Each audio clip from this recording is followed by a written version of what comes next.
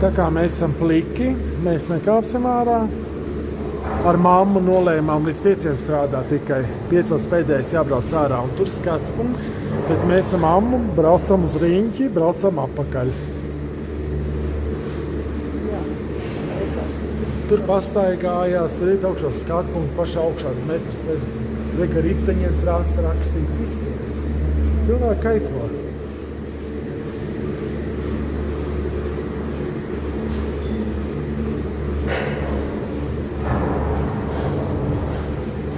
Un mēs mammu braucam apakaļ. Te elektriskais stabs elektroniskais.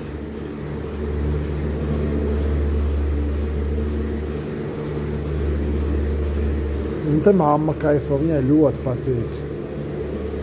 Viņa dzīves priecīga. Te vismaz lējā, nav tā, ka mēs tur braucam.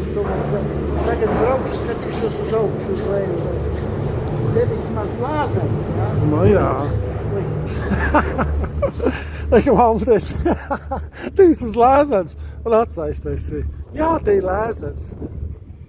Un tad lejā iet. Jā. Augšu labāk. Te tik smuki pazīst, ka tā antena baig lielā, lai te zona būtu. Nu, un te mēs divi atkal braucam lejā. Uztaisījām vienu apli.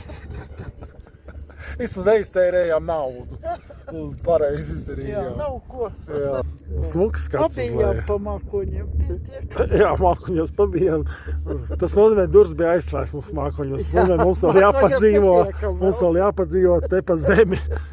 Tā, mīļie, tak što mēs būsim vēl pa zemīti. Atā.